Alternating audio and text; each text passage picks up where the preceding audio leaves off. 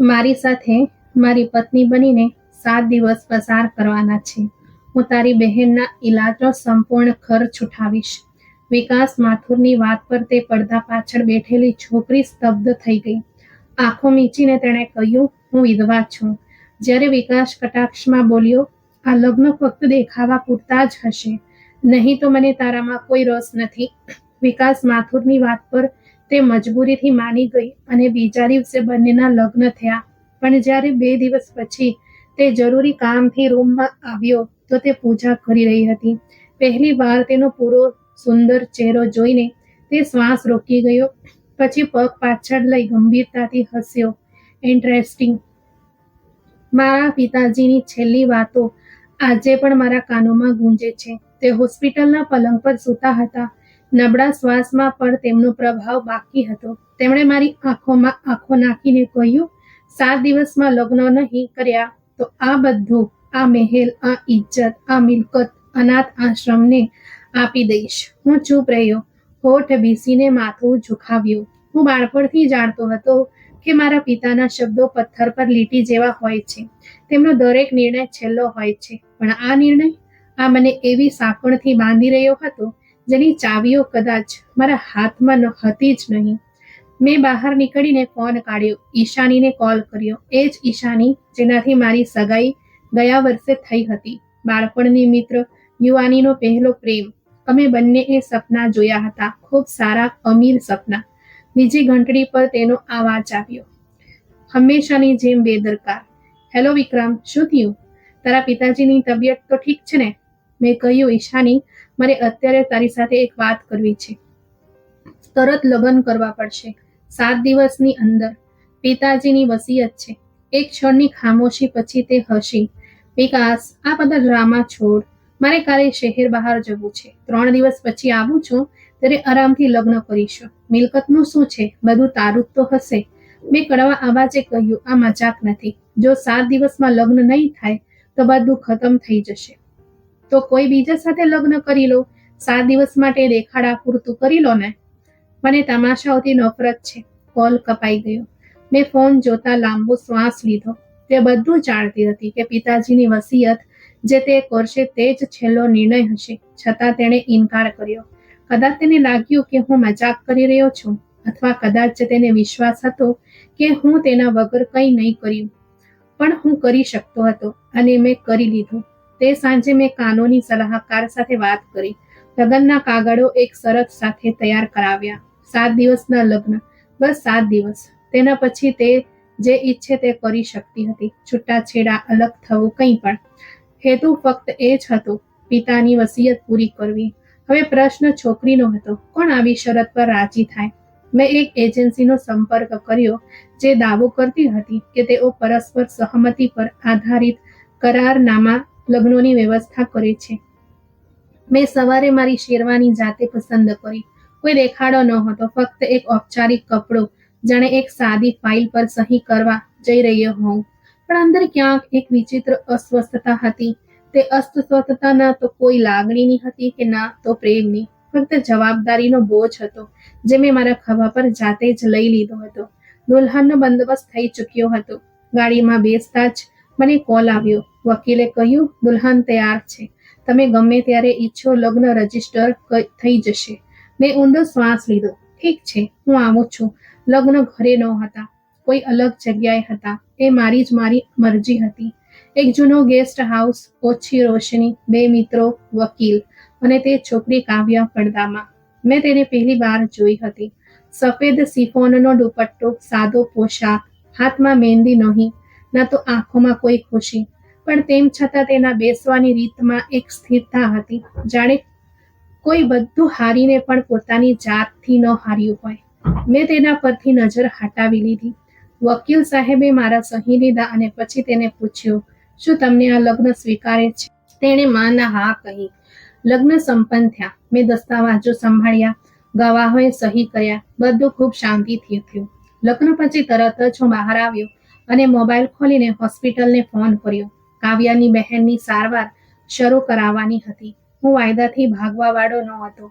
Phone પર doctor સાથે વાત કરી. છોકરીનું નામ રાની છે. ફાઇલ તૈયાર રાખજો. આજે જ એડમિટ કરાવી રહ્યો છું.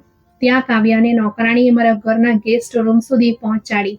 મારી મુખ્ય રેટાણ મારા મુખ્ય વિલામાં હતું, પણ મેં તેને જાણી જોઈને અલગ ભાગ આપ્યો, કારણ કે આ લગ્ન, જેમ મેં કહ્યું હતું, ફક્ત દેખાવા પૂરતા હતા. બપોરના સમયે તે જમી નહોતી રહી. નોકરાણીએ આવીને જણાવ્યું કે સાહેબ, તે કંઈ ખાતી નથી, બસ પ્રાર્થના કરી રહી છે. મેં કહ્યું, રહેવા દો, જીદ કરવાની તેને છૂટ છે. 7 દિવસમાં શીખી જશે કે અહીંયાના નિયમો શું છે. તે રાત્રે હું મારા રૂમમાં ફાઇલોમાં વ્યસ્ત હતો, પણ મારા મગજમાં તે જ હતી. મેં નોંધ્યું કે તેના પિતાનો કોઈ ઉલ્લેખ નહોતો, માતાનો પણ નહીં, ફક્ત એક બહેન રાણી, અને તે પણ જીવન મરણની લડાઈમાં. આ છોકરી કયા નર્કમાંથી પસાર થઈ હશે? પણ પછી મેં મારી જાતને યાદ અપાવ્યું, આવું ન વિચાર વિકાસ, આ ફક્ત એક સોદો છે. તને તેની જિંદગીથી કોઈ લેવા દેવા ન હોવી જોઈએ, અને તેને તારી જિંદગીથી પણ નહીં. બીજા દિવસે સવારે હું નાસ્તાના ટેબલ પર હતો. ટેબલ પર એક ચિઠ્ઠી પડી હતી. આભાર છે, લગ્ન કાયદેસર છે, ભગવાન સાક્ષી છે. મેં મારા ભગવાન સામે માથું ઝુકાવી દીધું છે. હું આશ્ચર્યચકિત થઈ ગયો. આ ચિઠ્ઠી મને કહેતી હતી કે તે આ લગ્નને માત્ર ઔપચારિક નહીં પણ પવિત્ર માની રહી હતી. મેં તે ચિઠ્ઠી ખબર નહીં કેમ ખિસ્સામાં મૂકી દીધી. ત્રીજા દિવસે હું હોસ્પિટલ ગયો અને રાનીને મળ્યો. તે નબળી હતી, નાની ઉંમરની, પણ જ્યારે મેં કહ્યું, તમારી બહેન ખૂબ બહાદુર છે, ત્યારે તે હસી. તેણે ફક્ત એટલું જ પૂછ્યું, તમે મારા બનેવી છો? મેં હસતા હસતા કહ્યું, થોડા દિવસ માટે. થોડી વાર ત્યાં બેઠો, પછી પાછો આવી ગયો. રાત પડતા હું ગેલેરીમાં ગયો. તેના રૂમની બારીમાંથી પ્રકાશ આવી રહ્યો હતો. મને થયું કે જઈને જોઉં કે તે શું કરી રહી છે, પણ પછી મારી જાતને રોકી. ઘણા દિવસો વીતી ગયા હતા. તે આવી જ રીતે ચૂપચાપ પોતાના રૂમમાં બંધ હતી, અને હું મારી દિનચર્યા મુજબ ઓફિસ, હોસ્પિટલ, ફોન કોલ્સ અને રાતની એકલતામાં વ્યસ્ત હતો. અમે એક જ છત નીચે રહેતા હતા, પણ એકબીજા સાથે કોઈ વાત થઈ નહોતી. મેં જાણી જોઈને આ અંતર રાખ્યું હતું. કોઈ આદેશની જરૂર નહોતી કે કોઈ ધ્યાન આપવાની.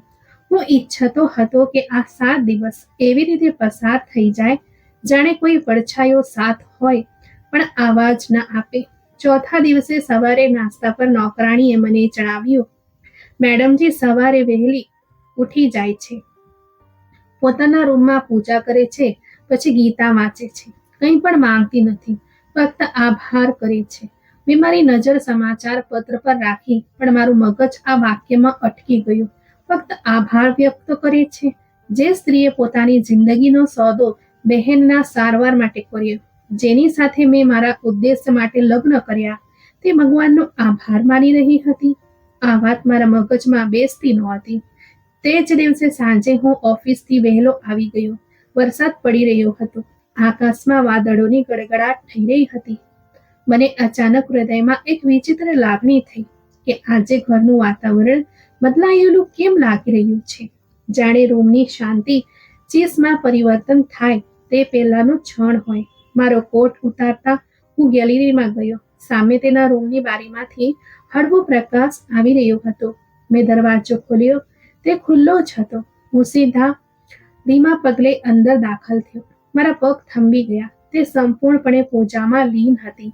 આવાજ નહોતો, ફક્ત ધીમો ગડગડાટ. તે પણ હૃદયનો. તેણે આંખો બંધ કરી હતી. હાથ પ્રાર્થના માટે જોડાયેલા હતા. મેં પહેલી વાર તેનો સંપૂર્ણ ચહેરો જોયો. સીધો, બનાવટ વિનાનો અને કોઈ પ્રચાર વિનાનો. ચાંદ જેવો નહીં, કારણ કે ચાંદમાં દાગ હોય છે. તેના ચહેરા પર કોઈ દાગ નહોતો. શાંતિ હતી, જાણે રાત્રિના સમયે સમુદ્રનો પ્રવાહ. હું થોડી ક્ષણે એમ જ ઊભો રહ્યો. મારા પગ આપોઆપ પાછળ હટ્યા, અને પછી મારા હોઠ પર બેકાબૂ સ્મિત આવી ગયું. ઇન્ટરેસ્ટિંગ. બીજા દિવસે સાંજે લાઇટ જતી રહી. જનરેટરમાં કંઈક ખામી આવી ગઈ હતી. નોકર પરેશાન થવા લાગ્યા. મેં પોતે ફ્લેશ લાઇટ લઈને સિસ્ટમ ચેક કરવાનું શરૂ કર્યું. પાછા ફરતી વખતે જ્યારે તેના રૂમ સામેથી પસાર થયો, ત્યારે અંધારું હતું. ફક્ત બારીમાંથી આવતી ચાંદની અંદર ફેલાઈ રહી હતી. મેં દરવાજો ધીમેથી ખખડાવ્યો. જી. આવાજ આવ્યો, ધીમો. બધું બરાબર છે? લાઇટ જતી રહી છે. કોઈ તકલીફ હોય તો જણાવી દેજો. આભાર. રોશની હંમેશા અંધારામાં રસ્તો. આ જવાબ મને થોડી ક્ષણો માટે રોકી ગયો. મેં દરવાજો ન ખોલ્યો. બસ પાછો ફરી ગયો.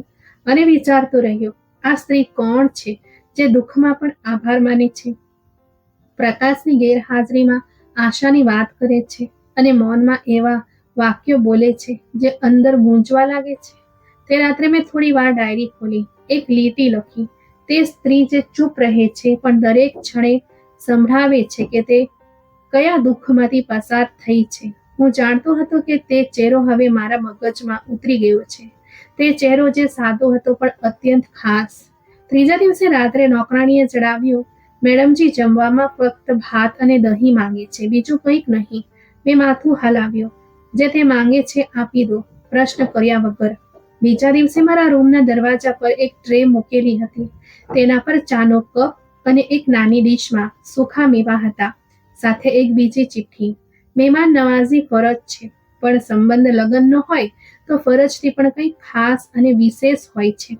હવે હું જાણતો હતો કે મેં મારા અને તેની વચ્ચે જે દિવાલ ઊભી કરી હતી તે નબળી પડવા લાગી છે. રાત ઘણી મોડી થઈ ગઈ હતી. હું મારા રૂમમાં બેસીને ફાઇલો સાથે સંઘર્ષ કરી રહ્યો હતો, પણ હૃદય અને મગજ પર હાવી થઈ રહ્યું હતું. તે ચા, તે ચિઠ્ઠી, તે ચહેરો, બધું જ મગજની દિવાલો પર શેવાળની જેમ જામી ગયું હતું. મોબાઈલ પર સમય જોયો. રાતના 2 વાગ્યા હતા. કંઈક બેચેની જેવું લાગતું હતું. આંગણમાં નીકળ્યો તો રોશની ઝાંકી હતી. કિચન તરફ ગયો કે કદાચ પાણી પી લઉં. અચાનક એક ડૂસકું સંભળાયું, ખૂબ ધીમું પણ અંદર ગુંજતું. હું ચોંકી ગયો. અવાજ તેના રૂમ તરફથી આવી રહ્યો હતો. ધીમા પગલે દરવાજા પાસે ગયો. દરવાજો બંધ નહોતો, હળવો ખુલ્લો હતો. અંદર ડોક્યું કર્યું તો જોયું કે તે રડી રહી હતી. માથું ઝુકાવેલું હતું, ચહેરો દુપટ્ટાથી ઢાંકાયેલો હતો. હું થોડી વાર દરવાજા પર ઊભો રહ્યો, પછી ખચકાતા અંદર ગયો. કંઈ પણ કહ્યા વગર કિચનમાંથી લાવેલો પાણીનો ગ્લાસ ટેબલ પર મૂક્યો. તે ચોંકી, નજર ઊંચી કરી પણ કંઈક બોલી નહીં. મેં ધીમેથી કહ્યું, પાણી પી લો. તેણે નજર ચુરાવી તેના હાથ ધ્રુજી રહ્યા હતા. ગ્લાસ પકડવાની કોશિશ કરી પણ પકડાતો નહોતો. મેં આગળ વધીને ગ્લાસ પકડ્યો, તેના હાથમાં આપ્યો. આ ક્ષણે મારા હાથ તેના હાથને સ્પર્શ્યા, ઠંડા, ધ્રુજતા હાથ. હું તરત જ પાછો ફર્યો. એક ક્ષણ પણ તે સ્પર્શ મારા અંદર ઉતરી ગયો. પહેલી વાર કોઈનો હાથ પકડ્યો અને લાગ્યું કે આ હાથ સંપૂર્ણ છે, જાણે કે 2 હાથ વચ્ચે કોઈ પારખું નથી, કોઈ સંબંધ છે. પરંતુ આગલી ક્ષણે મેં મારી જાતને ગ્લાસ છોડીને પાછળ હટી ગયો. આ ફક્ત એક સોદો છે વિકાસ, ભૂલીશ નહીં, મેં મનોમન મારી જાતને યાદ અપાવ્યો. હું પાછો ફરવા લાગ્યો તો તેણે ધીમા અવાજે કહ્યું, ક્યારેક ક્યારેક માણસ ફક્ત ચૂપ રહેવા માંગે છે, કારણ કે શબ્દો ઓછા પડી જાય છે. હું રોકાઈ ગયો. તેના અવાજમાં ફરિયાદ નહોતી, ફક્ત એક સ્વીકૃતિ હતી. મેં ફરીને જોયો. તે આંખોના આંસુ લૂછી રહી હતી. જો કંઈક જોઈતું હોય તો જણાવી દેજો, એમ કહીને હું રૂમમાંથી બહાર નીકળી ગયો. બીજા દિવસે સાંજે ડોક્ટરનો ફોન આવ્યો. રાનીના ટેસ્ટ સારા હતા. હું ખુશ થયો, પણ જેના માટે બધું કર્યું હતું તે પોતે મૌનની દિવાલ પાછળ છુપાઈ ગઈ હતી. હું સવારે ઓફિસ જવા માટે તૈયાર થઈ રહ્યો હતો ત્યારે દરવાજા પર કંઈક અવાજ આવ્યો. નોકરે આવીને કહ્યું, સાહેબ, બહાર એક મહિલા આવી છે. કહે છે કે તમારી મંગેતર છે. ઈશાની નામ છે. તે અમેરિકાથી આવી ગઈ હતી. મનમાં એક ક્ષણ માટે ખેંચાણ જેવું લાગ્યું. મેં કહ્યું, એમને ડ્રોઈંગ રૂમમાં બેસાડો, હું આવું છું. દરવાજો ખોલતા જ તે અંદર ઘસી આવવાના અંદાજમાં દાખલ થઈ. લાલ સૂટ, મેકઅપ સ્પષ્ટ દેખાઈ રહ્યો હતો. આવાજમાં વ્યંગ હતો. આ સ્ત્રી કોણ છે? અમારી જગ્યા કેમ છે? મેં શાંતિથી કહ્યું, ઈશાની બેસ. ના, મને જવાબ આપો. તમે લગ્ન કરી લીધા? ખરેખર? મને કહ્યા વગર? મેં લાંબો શ્વાસ લીધો. તેને સીધી જોઈને કહ્યું, તમે ના પાડી હતી, મેં નિર્ણય કર્યો. આ બધું છૂટ છે. હું ફક્ત 2 દિવસ મોડી પડી. તમે મારા આવતા પહેલા કોઈ અજાણી સ્ત્રીને તમારું નામ આપી દીધું. મેં કહ્યું, તમે મોડા પડ્યા, તે સમયસર આવી ગઈ. તે વ્યંગથી હસી અને તમે આની પત્ની કેવા લાગ્યા? કે હજી પણ ફક્ત કરાર જ છે? મેં નજર ચુરાવી. આ લગ્ન એક હેતુથી થયા હતા, જે તમને ખબર છે. હવે તમે આવ્યા છો તો આ ચર્ચા નકામી છે. તમારા અવાજમાં તેમના માટે નરમાઈ આવી ગઈ છે? હું ચૂપ રહ્યો. ઈશાનીના પગ ઝડપી હતા. તે હવેલીની અંદર તરફ વધવા લાગી.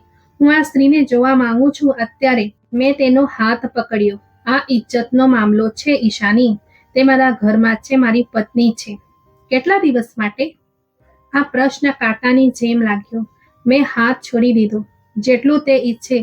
તે પાછી ફરીને ચાલી ગઈ, પણ જતા જતા કહી ગઈ કે આ યુદ્ધ પૂરું થયું નથી વિકાસ. તમારી પત્ની ફક્ત તમારી મરજીથી નથી બની શકતી. તેના ગયા પછી હું થોડી વાર આંગણમાં બેઠો રહ્યો. હવેલી શાંત હતી, પણ મારા અંદર શોર મચ્યો હતો. કાવ્યાએ કોઈ પ્રશ્ન ન કર્યો, કોઈ સ્પષ્ટતા ના માંગી. બસ સાંજે જમવાના સમયે એક ચિઠ્ઠી ટ્રેમાં મૂકેલી હતી. તમારા મહેમાન ખુશ હતા? મેં જવાબ ન આપ્યો. બીજા દિવસે ઈશાનીની માતાનો ફોન આવ્યો. વિકાસ બેટા, તમે જે કર્યું તે ઉતાવળ હતી. ઈશાની તમને પ્રેમ કરે છે અને આ બધું ગેરસમજ છે. મેં આદરપૂર્વક કહ્યું, માજી, તમે મારી માતા જેવા છો, પણ નિર્ણય મારા જીવનનો હતો. સમયસર લેવો જરૂરી હતો. તેમણે હાર માની લીધી, પણ અવાજમાં એક દુઃખ હતું. સાંજે જ્યારે ઘરે પાછો આવ્યો ત્યારે જોયું કે કાવ્યા હોલમાં રાની સાથે બેઠી હતી. બંને ચૂપ હતી, બસ કંઈક વાંચી રહી હતી. હું થોડે દૂર ઊભો રહ્યો. તેમની વચ્ચે એક વિચિત્ર શાંતિ હતી. જ્યારે તે અંદર ગઈ ત્યારે રાનીએ મને જોઈને હસીને કહ્યું, વિકાસભાઈ, તમારી પત્ની ખૂબ જ વહાલી છે. મેં ફક્ત સ્મિત કરીને હા કહ્યું. પછી અચાનક મારા હૃદયમાં એક વિચાર આવ્યો. ઈશાનીએ આજ સુધી મને ક્યારે આવા અહેસાસ આપ્યા ન હતા. તે હંમેશા પોતાની જગ્યા પાકી કરવા માટે કંઈક આપતી રહી, જાણે કે પ્રેમ પણ કોઈ બિઝનેસ ડીલનો ભાગ હોય. કાવ્યાએ ક્યારેય કંઈક માંગ્યું નહીં, બસ આપ્યું, શાંતિમાં, પ્રાર્થનામાં. તે જ રાત્રે દરવાજા પર હળવો ટકોરો પડ્યો. દરવાજો ખોલ્યો તો તે હતી. મેં બારી ખોલી હતી. વરસાદના અવાજથી ઊંઘ આવતી ન હતી. મેં અંદર આવવા કહ્યું. બેસો, તમને કંઈક જુએ છે? તે બોલી, ફક્ત એટલું જાણવા માંગુ છું કે શું હું તમારા માટે બોજ છું? મેં તેની આંખોમાં જોયું. ના, તો મારા માટે એ શૂન્યતા છે જેને હું સમજવાની કોશિશ કરી રહ્યો છું. તે શાંત રહી, પછી બોલી, તમને લાગે છે કે ઈશાની તમારી જિંદગીમાં પાછી આવી શકે છે? મેં એક ક્ષણ વિચાર્યું. કેટલાક સંબંધો ક્ષણિક હોય છે, કેટલાક કાયમી. હું હજી સમજી શક્યો નથી કે આ સંબંધ કયો છે, પરંતુ ઈશાનીનો અધ્યાય બંધ થઈ ગયો છે. ભલે પાનું પલટે કે ન પલટે. તે ધીમેથી હસી. કાવ્યા પાછી ફરી અને હું ત્યાં જ ઊભો રહી ગયો.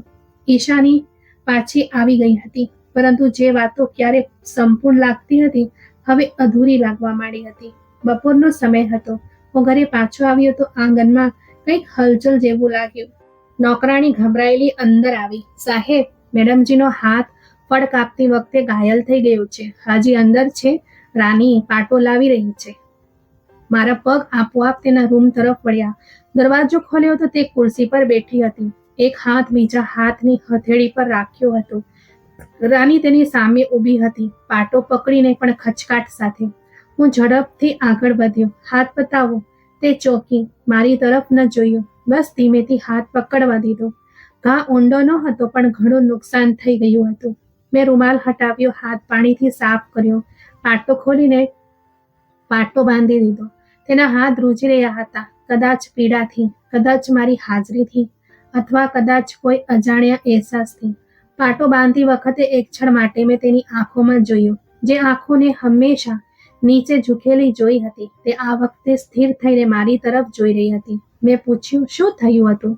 મારો અવાજ મારી અપેક્ષા કરતાં વધુ નરમ નીકળ્યો, જાણે કે પ્રશ્ન પણ પરવાનગી માંગી રહ્યો હોય.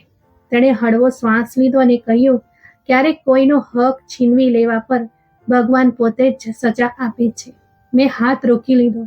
થોડી ક્ષણો માટે મેં ફક્ત તેનો ચહેરો જોયો. તે પસ્તાવો ન હતો, ન કોઈ પર આરોપ. તે બસ એક સત્ય બોલી રહી હતી, જે કદાચ તે પોતે પોતાના પર લાગુ સમજી રહી હતી. મેં નરમાઈથી પાટો પૂરો કર્યો, પછી કહ્યું, ક્યારેક ક્યારેક જે વસ્તુ છીનવી લીધેલી સમજાય છે તે ભગવાન તરફથી બક્ષિસ હોય છે, અને જે વસ્તુ પોતાની લાગે છે તે પરીક્ષા બની જાય છે. કાવ્યાએ માથું ઝુકાવી લીધું. કોઈ દલીલ નહીં, કોઈ સહમતિ કે અસહમતિ પણ નહીં, બસ મૌન, જે દરેક વાતનો જવાબ બની ગયો. તે ક્ષણ નાની હતી, એક ઘાયલ હાથ, થોડો પાટો, એક વાક્ય, પણ તે ક્ષણ મારા હૃદય પર નિશાન છોડી ગઈ. બીજા દિવસે ઓફિસથી પાછા ફરતી વખતે જોયું કે રાની અને કાવ્યા દરવાજા પર બેસીને કેટલાક કપડાં સિલાઈ કરી રહી હતી. રાનીએ મને જોઈને કહ્યું, ભાઈ, તમને ખબર છે, તમારી પત્ની ખૂબ સરસ ભરત કામ કરે છે. મને ભેટ બનાવીને આપી રહી છે. મેં કાવ્યા તરફ જોયું. તેણે નજર ઝુકાવી, પણ તેના હોઠ પર હળવો સ્મિત હતો. તે જ રાત્રે મેં તેના રૂમના દરવાજા પર ટકોરો માર્યો. જી, અંદર આવી શકું છું? જી. રૂમ સ્વચ્છ હતો. મેં કહ્યું, શું તે પાટો હજી પણ રાખવો જરૂરી છે? તેણે કહ્યું, આ નિશાની છે કે કેટલીક તકલીફો પોતાની જાતને યાદ રાખવા માટે હોય છે. હું શાંત થઈ ગયો. થોડી ક્ષણો બેસી રહ્યો. પછી કહ્યું, ક્યારેક ક્યારેક તકલીફો આપણને એવી વસ્તુઓ શીખવે છે જે સરળતા ક્યારે નથી શીખવતી. હું તેના વાક્યોની ઊંડાઈમાં ડૂબતો ગયો. એક સમય હતો જ્યારે મેં વિચાર્યું હતું કે આ લગ્ન માત્ર એક કાગળ છે, પરંતુ હવે આ સંબંધ મારી આસપાસ શ્વાસ લેવા લાગ્યો હતો. કાવ્યા મારી સામે બેઠી હતી. ચહેરો સાદો, દિલ ભરાયેલો. તેનો હાથ પટ્ટીમાં છુપાયેલો હતો, પણ તેની અસર મારા શ્વાસમાં છુપાઈ ગઈ હતી. પાછા ફરતી વખતે મેં મારા રૂમમાં આવીને નોટબુક ખોલી અને પહેલી વાર વિચાર્યા વિના કંઈક લખ્યું. ઘા બે પ્રકારના હોય છે, એક શરીર પર અને બીજો આત્મા પર. તે બંને આપી ગઈ અને બંનેને મલમ પણ તે જ આપી રહી છે. પછી મેં મોબાઈલ કાઢ્યો, વકીલનો નંબર જોયો, પણ ફોન ન કર્યો. 7 દિવસના કરારનો અંત નજીક આવી રહ્યો હતો, પણ હવે હૃદય કહી રહ્યું હતું કે કદાચ આ સંબંધ અંતનો મોહતાજ નથી. કાવ્યાના ઘા મારા હૃદય પર નિશાન છોડી ગયા હતા. તે દિવસે બપોરે કંઈક વધારે પડતી શાંત હતી. બહાર હળવો તડકો, અંદર હળવા વિચારોનો ગુંજરાવ. હું ઓફિસથી વહેલો પાછો આવી ગયો હતો. ટેબલ પર ચા નહોતી, જે સામાન્ય કરતાં વિરુદ્ધ હતી. મેં દરવાજો ખોલ્યો, આંગણ તરફ આગળ વધ્યો. તે આંગણમાં હતી. હાથમાં ટ્રે, ચાના કપ, કેટલાક બિસ્કિટ અને એક સાદો સફેદ દુપટ્ટો જે આજે ખાસ ચમકી રહ્યો હતો. હું ત્યાં જ રોકાઈ ગયો, ફક્ત તેને આવતા જોતો રહ્યો. તેની નજર નીચી, પણ ચહેરા પર કંઈક વિચારતી હોય તેવી મુદ્રા. જેવો તે મારી નજીક પહોંચી, મેં ધીમેથી કહ્યું, તારી આંખોમાં પ્રાર્થના છે, પણ હોઠ કેમ શાંત છે? તેણે પાંપણું ઢાળી કપ મારા હાથમાં આપ્યું અને બસ એટલું જ બોલી, કાશ આ બધું હકીકત હોત. આ વાક્ય થોડી ક્ષણો માટે બધું જ રોકી દીધું. ચાની સુગંધ, વાતાવરણની હલચલ, મારો શ્વાસ, બધું જ થમી ગયું. મેં તેના હાથમાંથી કપ લીધો અને એક ઢગલું પાછળ હટ્યો. જો આ હકીકત નથી તો છૂટ પણ નથી રહ્યું, મેં ધીમેથી કહ્યું. તેણે માથું ઝુકાવી દીધું, જાણે કે વાત સાંભળી લીધી હોય, પણ જવાબ આપવો યોગ ન સમજ્યો હોય. અમે બંને સોફા પર બેસી ગયા. કાવ્યાએ તેની નજરો બારી બહારના પ્રકાશ પર સ્થિર કરી દીધી. રાનીનો ઈલાજ કેવો ચાલી રહ્યો છે? તેણે હળવા અવાજે પૂછ્યું. સારું છે. કાલે બીજો એક ટેસ્ટ છે. હું પોતે તેને લઈ જઈશ, મેં જવાબ આપ્યો. તે હવે ખૂબ હસવા લાગી છે. કદાચ તેને લાગે છે કે જિંદગી થોડી પાછી આવી ગઈ છે. કાવ્યાના અવાજમાં કંઈક આભાર, કંઈક આશ્ચર્ય અને કદાચ કંઈક ભય હતો, જાણે તે આ ખુશીને સંપૂર્ણ માનવાથી ડરી રહી હોય. મેં તેની તરફ જોયું. અને તું, તને લાગે છે કે તારી જિંદગી પણ પાછી આવી રહી છે? તેણે એક ક્ષણ માટે કંઈ કહેવા માંગ્યો, પણ પોતાની જાતને રોકી લીધી.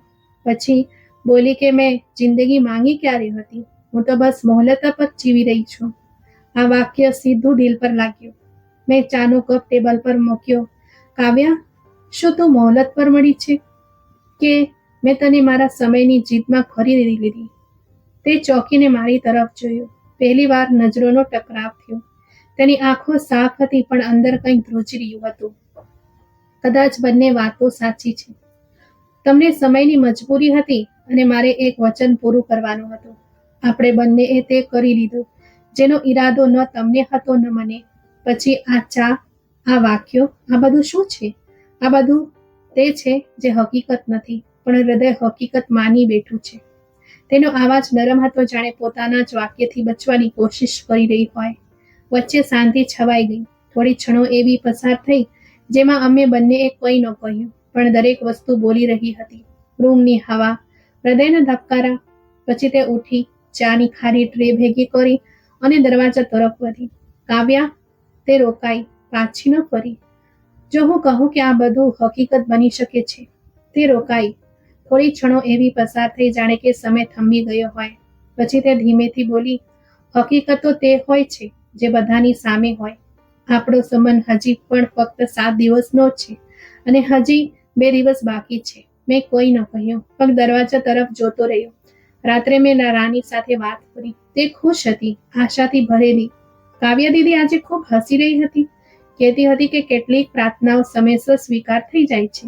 મેં પૂછ્યું, અને તે શું કહ્યું?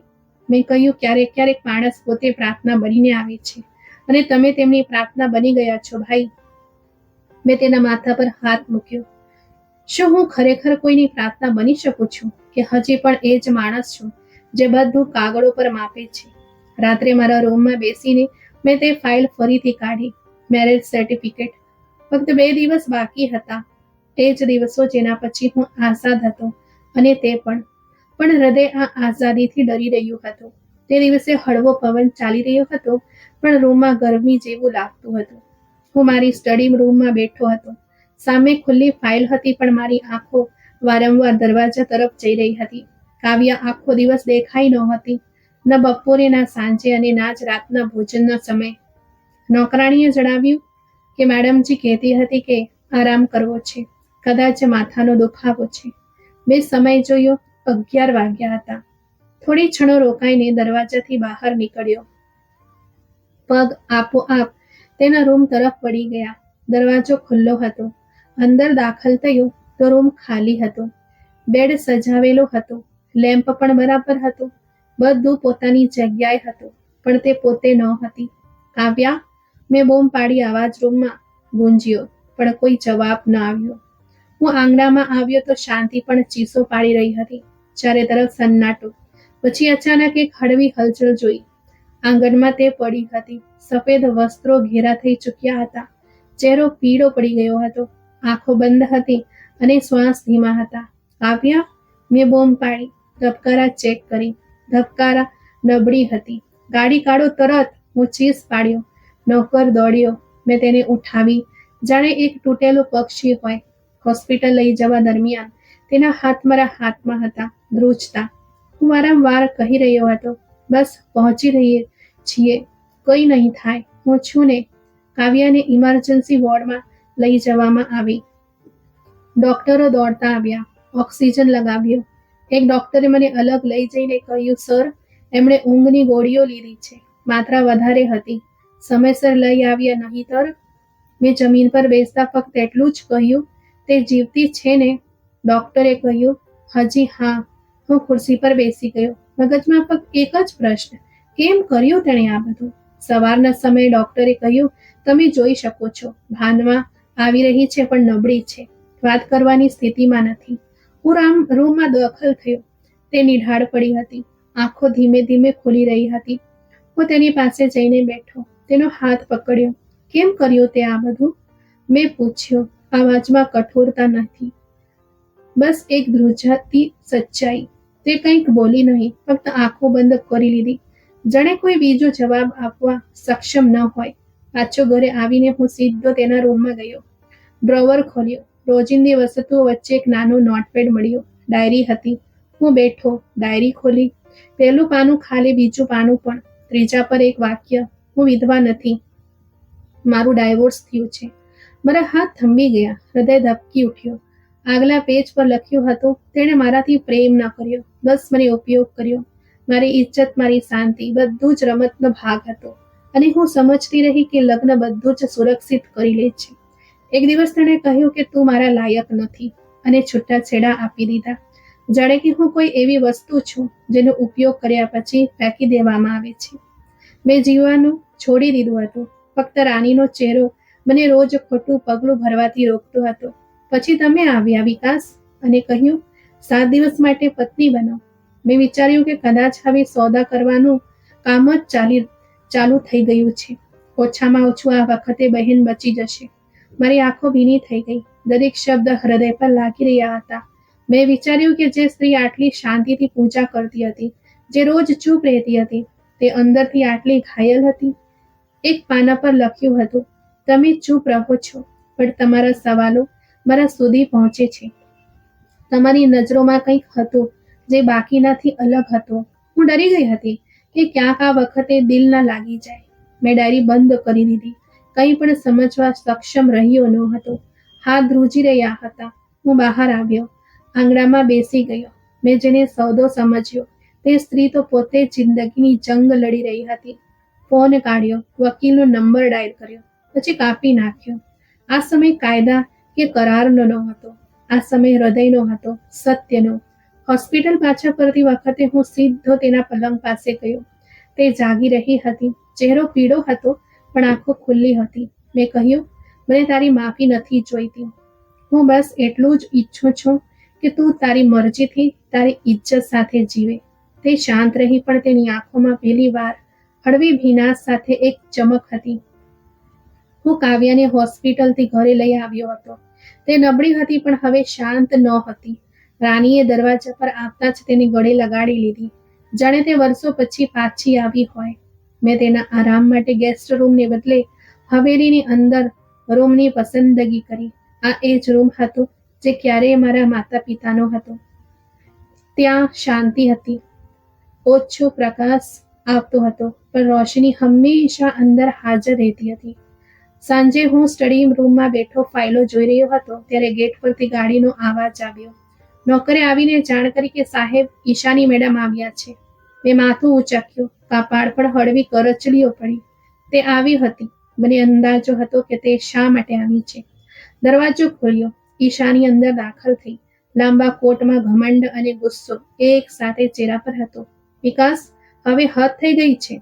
હું તારી શાંતિ અને તારા નિર્ણયો બંનેથી કંટાળી ગઈ છું.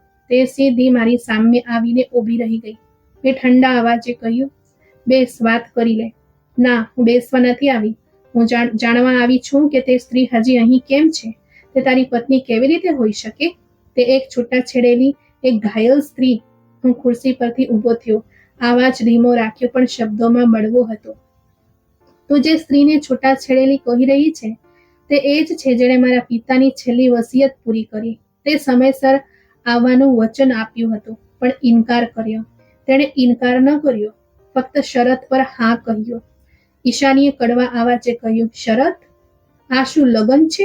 ના પ્રેમ, ના સંબંધ, બસ એક કરાર. હું ચીસો પાડ્યો. આવાજ જોરથી હતો, કદાચ પહેલી વાર. હા, લગ્ન કરાર હતા, પણ તેણે તે કરી બતાવ્યો જે તું ક્યારે ન કરી શકત. તેણે મને બદલી નાખ્યો. મને તે સત્ય બતાવ્યું જેનાથી હું ભાગતો રહ્યો. ઈશાનીની આંખોમાં આંસુ આવી ગયા પણ તે રોકાઈ ગઈ.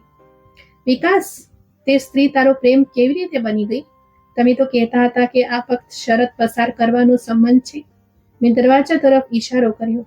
તે શરત મારી હકીકત બની ગયો અને તારો સંબંધ દેખાડો. ઈશાની પાછળ હટી, બોલી કે, તો તમે તેને અપનાવવાના છો?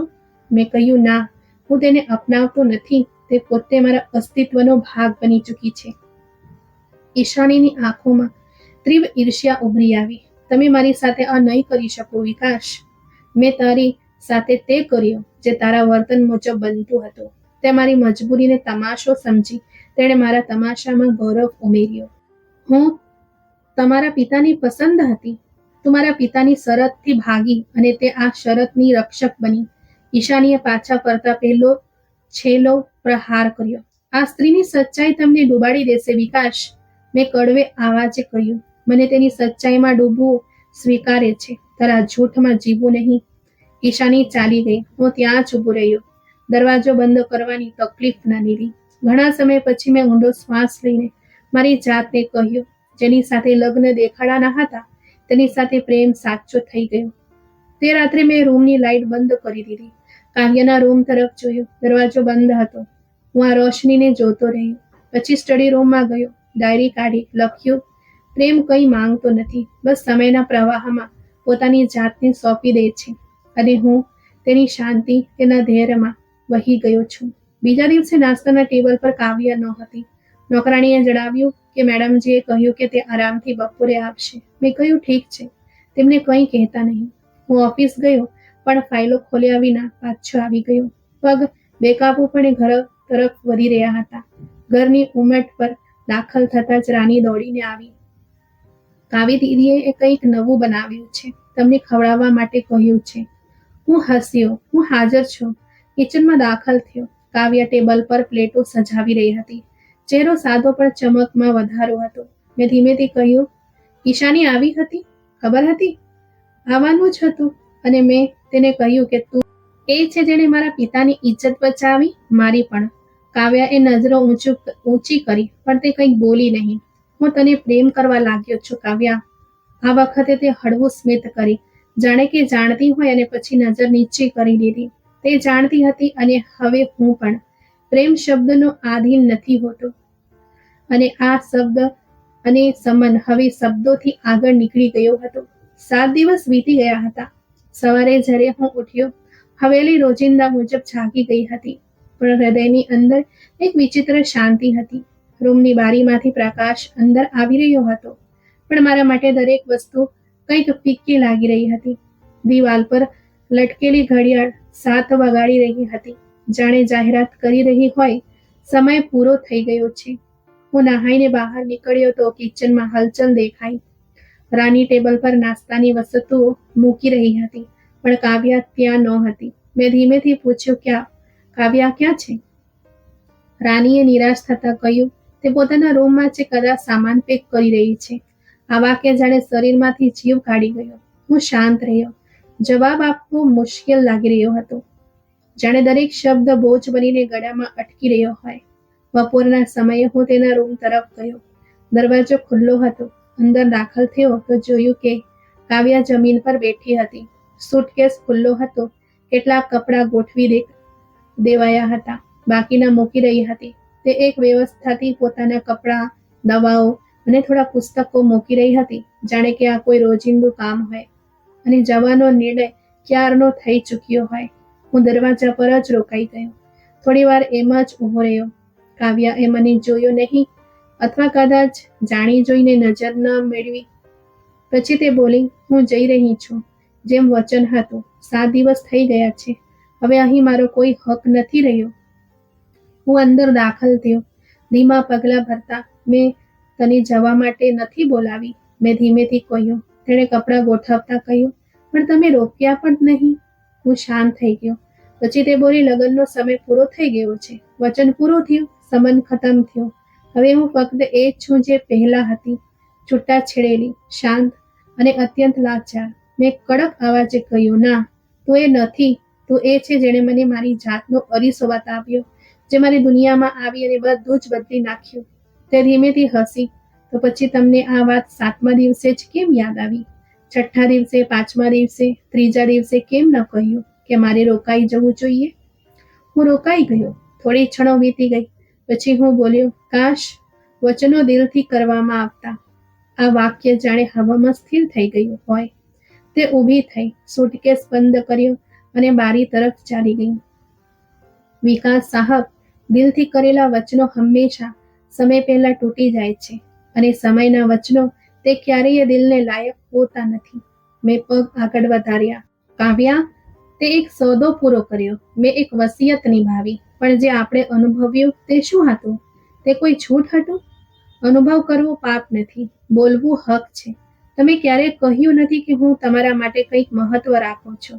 મેં ક્યારેય કહ્યું નથી કે હું રોકાવા માંગુ છું. તે ધીમેથી બોલી, જાણે પોતાનું દિલ પોતે જ સમજાવી રહી હોય.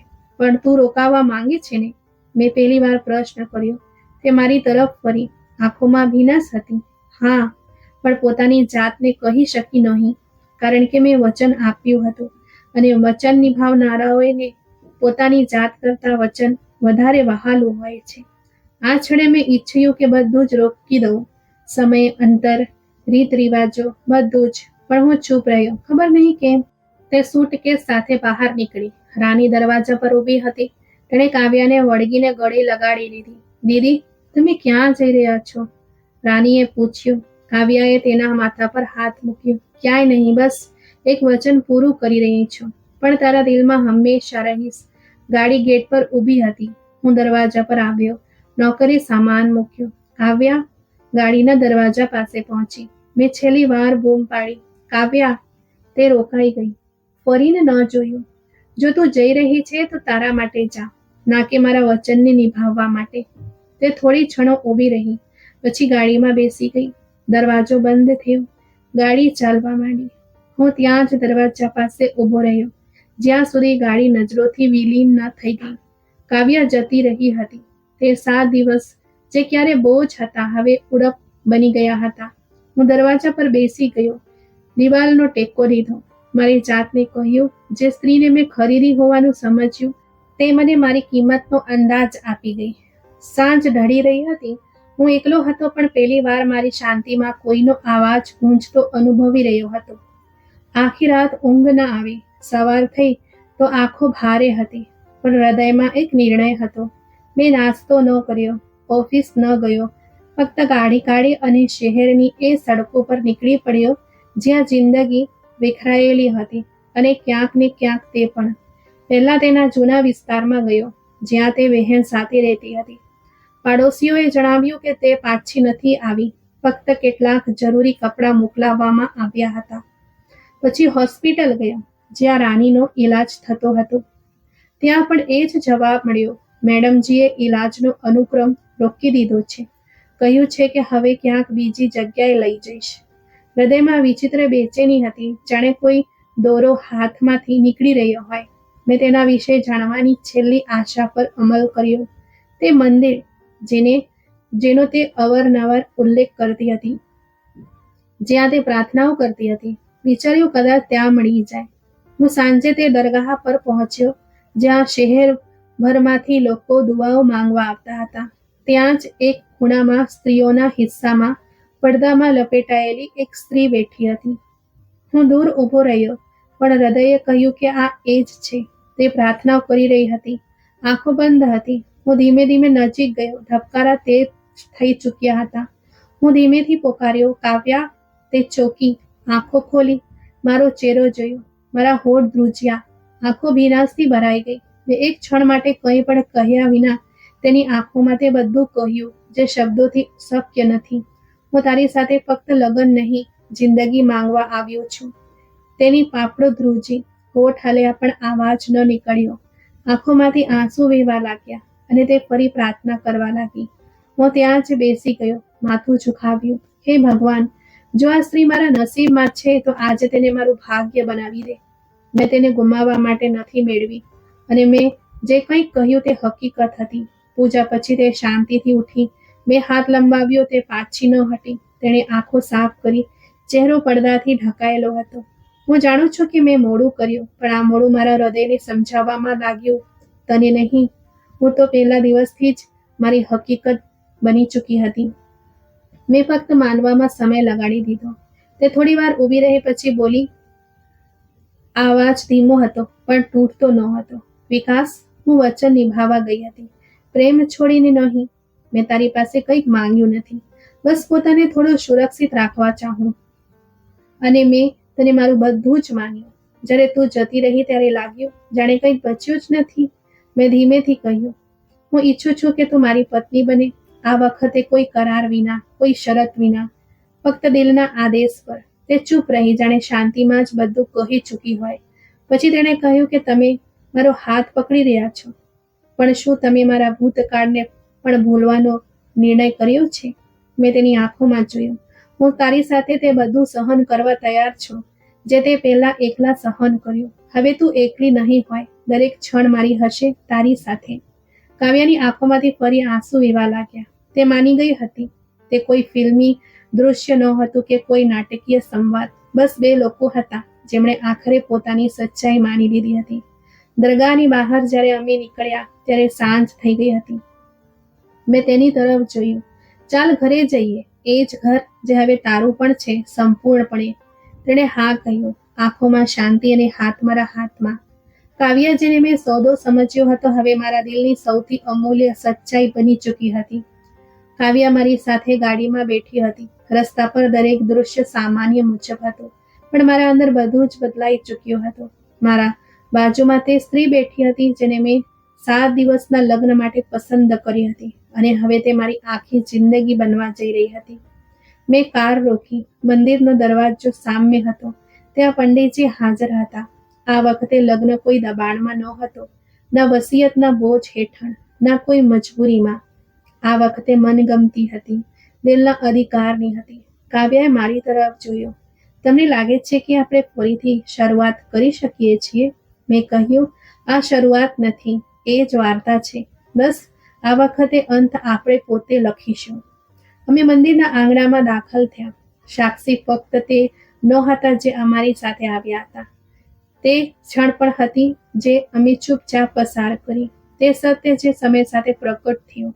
લગ્ન સંપન્ન થયા ત્યારે મેં મજાકમાં પૂછ્યું, સ્વીકાર છે? કાવ્યાએ હળવો સ્મિત કરીને જવાબ આપ્યો, પહેલી વાર પણ હતું, હવે પણ છે. બસ આ વખતે હૃદયનો આવાજ છે. ઘર પરત ફરતા રાનીએ અમને ગુલાબની પંખડીઓથી સ્વાગત કર્યું. હવે તમે બંને મારી સંપૂર્ણ ફેમિલી છો. તે ખુશ હતી અને કાવ્યાએ તેને ગળે લગાડી લીધી.